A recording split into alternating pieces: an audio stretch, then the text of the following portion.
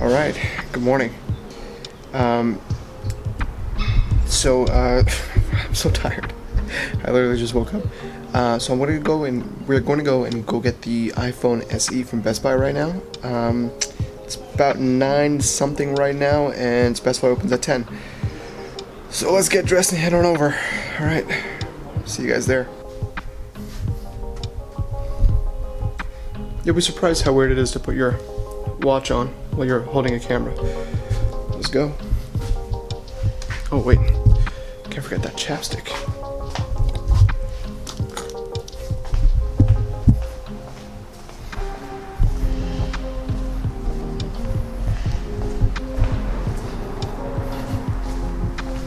I'm not showing you my secret passcode on my door.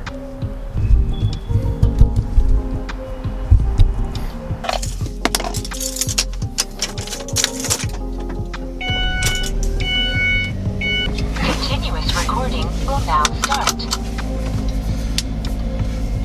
That would be my dash cam. Everyone should have one, so make sure you get yourself one.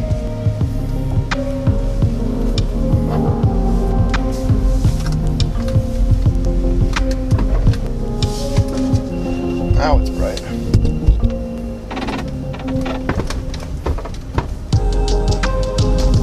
Do I have my wallet? Yep, I got my wallet. GPS connected. Thank you. I think it is warranted to talk about exactly why this is actually kind of fun for me. I haven't, as I mentioned earlier in my past video, I haven't used an iPhone as my own daily driver, my own phone for, I'm not kidding, it's been close to almost 10 years now. It's kind of insane. I think my first phone was an iPhone. I actually got the iPhone 3G. I remember that. That was a big deal. That was, using 3G internet on AT&T. And then, what else was it? And then I got the 3GS and the 4. And I think the 5 came out then. I forgot which phone was it. With if you held it the wrong way, it would lose its signal or whatever it is. The way Apple handled that was just incredibly elitist. I hated that, and ever since then I kind of started looking elsewhere for other devices and stuff. What is a lot of fun about Apple releases is that it always becomes something like like an event. Like you're excited about it because you know that there's going to be other people there and stuff. And I remember camping out, being a kid, well, maybe not a kid, but I was definitely a young adult. My early 20s. Late teens, whatever it was, when the phones came out, and it would be like a thing that my cousin and I, or my friends, and we would just camp out and wait for the iPhone to be released. It was just a fun thing to do when honestly you couldn't really do anything. That really is it. I think that's sort of nostalgic. It kind of gives you that little feeling. It gives you the idea that how the things used to be, I guess, in an odd way. So we're about to turn on this light. The Best Buy is right past that. Yes, I don't know what that is. It's like a taco place to go. To-go tacos. Alrighty. Here we go. It's right here.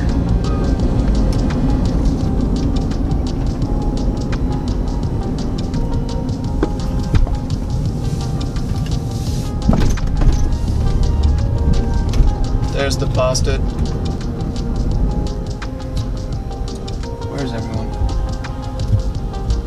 As per coronavirus precautions, you gotta park in a spot and then wait for someone to bring it out to you. It's very anticlimactic than what it used to be. That's okay though. I understand the importance of that.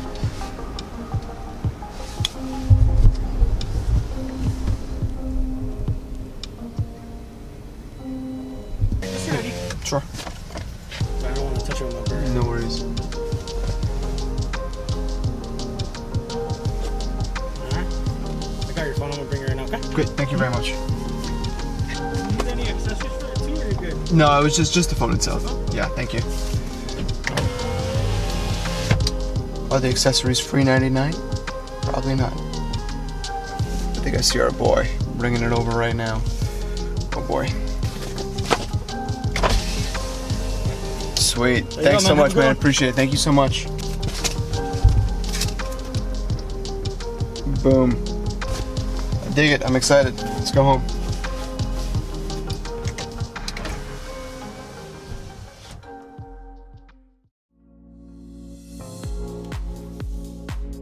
You guys were just on a ride with me to Best Buy to get the phone. I took a little bit longer than I wanted it to. In the words of Rihanna, this is what you came for, so let's do it.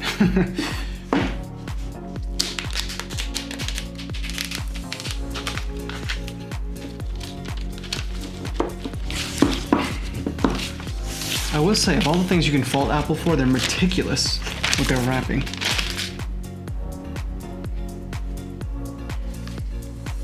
Standard packaging designed by Apple in California. Okay. Sounds about right. And then, of course, your welcome to iPhone, SIM ejector tool, as per usual. Let me put these to the side for a second. Get to the meat and bones. I know Apple loves giving these stickers. Nobody needs them. Please stop. Silly. And we're gonna just peel it off. Nice white. Actually wanted a white phone this time around, so this is actually looking really solid.